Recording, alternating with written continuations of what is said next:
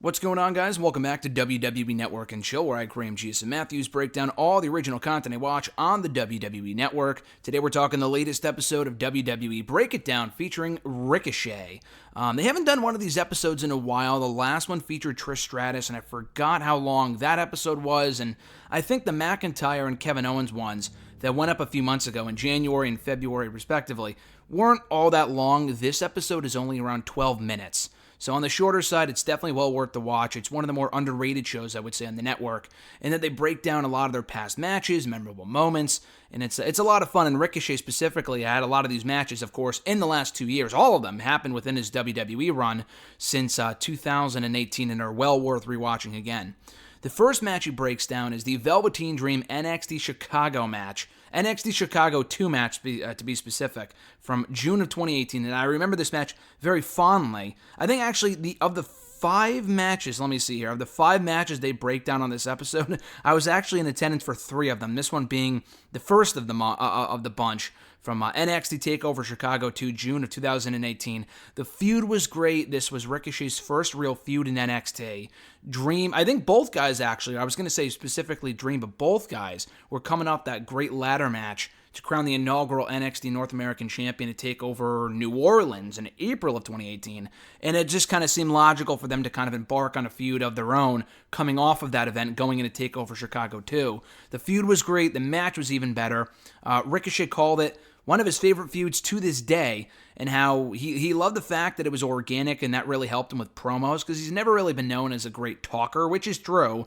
If you listen to any of his promos in Lucha Underground from a number of years ago, they're not all that good, so Dream really helped him in that department when they were feuding back in the summer of 2018. He also said that the feud was beneficial for Dream as well, and Dream, he's a lot younger than Ricochet. He really has not been doing this for a long time. Ricochet has been wrestling for far longer than Velveteen Dream, so I'm really sure it helped. I'm sure it definitely helped with Dream in terms of his in-ring matches, in the ring, helping with his matches, really kind of grow more confident as a performer as well. So just as it was beneficial for Ricochet in that, talking department, it was equally beneficial for Velveteen Dream. He talked about how the feud was a good kickoff to his run in the company, and how the flip, the memorable, iconic flip over the top rope that happened, I believe, on the May 30th edition of NXT, when Dream had said something and Ricochet flipped right over the top rope, and you have to see it to believe it, saying, then show me, or something, impress me, then show me, whatever. He said that was actually Triple H's idea, and Triple H was like, oh, what if you do this, and then say show me, to kind of show Dream, like, what you can do, I can do better type of thing. He said he didn't really, not that he didn't want to do it, but he also didn't say no, and it's one of those stunts where you can't really rehearse it ahead of time, just in case it goes wrong, you don't want to get hurt, So it was a real risk, but he pulled it off and looked absolutely amazing, still something people talk about to this day, because it was so fucking cool.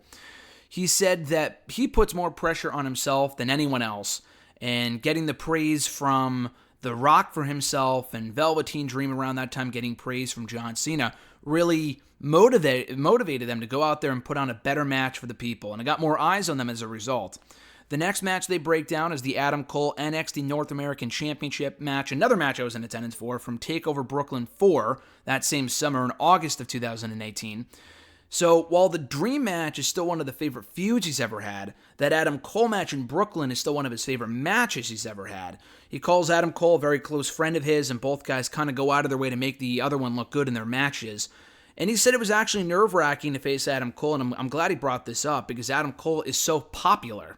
So anyone who opposes Cole is almost always bound to get booed, depending on who it is. Like Johnny Gargano kind of suffered that issue, kind of experienced that when they feuded last summer. In 2019. But at this point, Ricochet was still very, very popular. They were very much behind Ricochet as much as they were Adam Cole. And both, I think both guys being there, I can tell you just being there firsthand, that both guys received a great reaction and were beloved by the audience. Nonetheless, though, he called it a good night for him. He won his first championship that night, and it's something that he'll never forget. And specifically the mid-air super kick. So when they talked about the, leap over the top rope in NXT during the Velveteen Dream feud, this moment was equally iconic and memorable when Adam Cole hit the mid-air super kick on Ricochet, which looked absolutely amazing. The execution could not have been better. It is really up there with that Shawn Michaels Sweet Chin Music on Shelton Benjamin from Raw in 2005, which is still one of the greatest spots of all time, and this is definitely up there. It was a great moment. He said that he kind of felt it afterward. You don't really feel it in the moment due to the adrenaline, but later on he kind of felt that it was a little stiff. But he said that it's cool for people to go back and compare it to Shawn Michaels' Sweet Chin Music to Shelton Benjamin, considering that he remembers watching that as a fan as well years ago. The next match they break down is the tag team match he had with Finn Balor on Raw when they faced Bobby Lashley and Lio Rush on the February 18th, 2019 edition of Raw, his main roster debut. He said everything was crazy that day. It was the same night that Aleister Black, Johnny Gargano, and Tommaso Ciampa all got called up to the main roster. The DIY call-up was very short-lived. They were on Raw that week, SmackDown that same week. They were supposed to be on Raw and SmackDown the next week, but then Ciampa got hurt. His neck issue was a lot more serious than expected, so the DIY call-up did not end up happening, which ended up being the best thing for both guys and for NXT, because they still had unfinished business down in NXT first. And I'm assuming both guys will remain on NXT for the foreseeable future, despite recently wrapping up their rivalry in NXT a couple of weeks ago. But anyway, going back to the match here, Ricochet's main roster debut. He said it was a cool experience to see how everything goes down in person on the main roster. He got praise from Finn Balor beforehand. He told Balor, he's like, I want to follow in your footsteps. And then Balor's like, listen, dude, just kind of carve your own path, and you're going to change the game. That's what he said. He said he was going to change the game. He said that he knew all three guys going in. He knew Lio Rush from the California independent circuit, I believe. He knew Bobby Lashley through friends. He had a match with Finn Balor years earlier, right before Finn Balor went to WWE. So he was very comfortable being in the ring with those three individuals, and he was speechless afterward, having made his WWE debut on Raw. They then cover another match I was in attendance for, the SmackDown Tag Team Championship Fatal 4-Way match from WrestleMania 35. Soon after this, his main roster WrestleMania debut, which is pretty cool. He said that he and Aleister Black meshed really, really well, and I don't think the plan was ever for them to team long-term. It was him and Aleister as a tag team. They weren't called up they were called up the same day, but I don't think the plan was ever for them to be a long-term team. It was really just to get them to WrestleMania and get them on the card. They faced the then SmackDown Tag Team Champions, the Usos.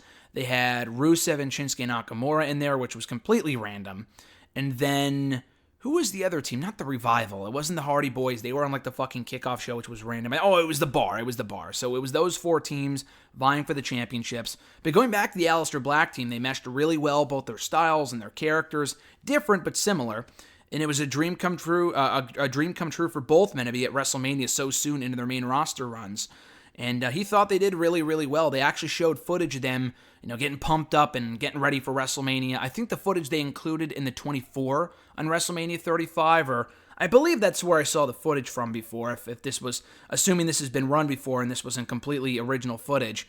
But he said that he received advice from Edge beforehand, who told him to kind of soak it in, go out there and not take WrestleMania for granted, and that's exactly what he did. He got nervous, which is something that really doesn't happen at this stage of his career anymore.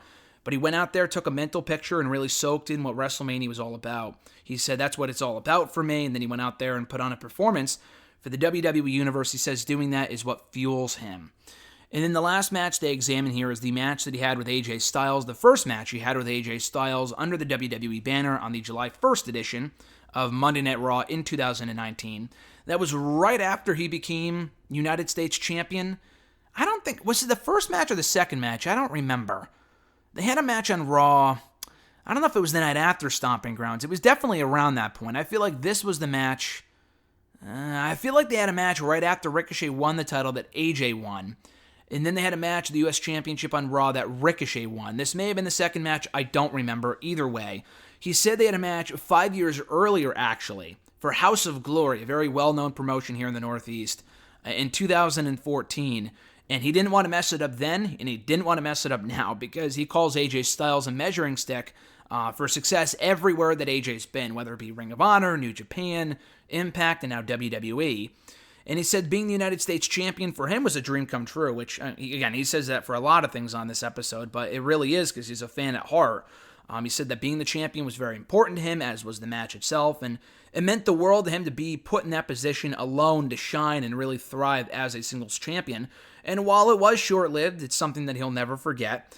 And then it kind of closed out the episode, not really talking about the match specifically, but kind of his entire career, saying that if there's anything that he could tell his former self from 5 or 6 years earlier in 2014, I assume this is from This was recorded a couple months ago because they talk about how, oh, I'm going to my Brock Lesnar championship main event. I'm going into that match with Lesnar for the top title. So I assume this was from before he got buried at Super Showdown back in February.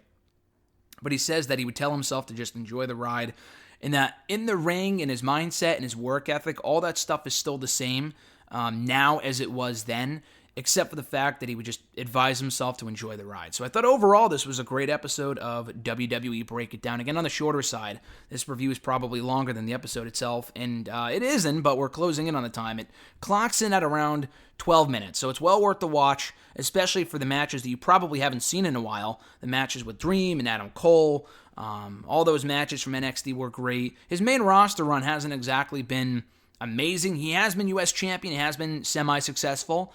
He got buried recently. He did face Brock Lesnar for the WWE Championship at Super Showdown, but how much does that really mean when you get squashed in 90 seconds, you know? But still, I think overall he's had a pretty decent run so far on Raw. And yeah, check out this episode right now on the WWE Network, WWE Break It Down, featuring Ricochet. With that being said, be sure to like the video, drop a comment, share the video, and subscribe to the channel for more content. Tomorrow should be a review of a Dark Side of the Ring from a couple weeks ago. Got to catch up with those before I post the new reviews from all the new Season 2 episodes that have been airing in recent weeks, which have been absolutely excellent, including the Benoit one, the not Nakamura. What I was going to say. Oh, Jimmy Snuka. I don't know why I said Nakamura. I'm probably looking at it in my notes here. Jimmy Snuka, the New Jack one was great, and the Brawl for All one from a couple weeks ago was also pretty good as well. So check out those. New episode coming tomorrow here on Network and Chill right here on the channel. So until then, guys, have a great one. I'm Graham G. Matthews. Enjoy the rest of your weekend, and I'll catch your ass down the road.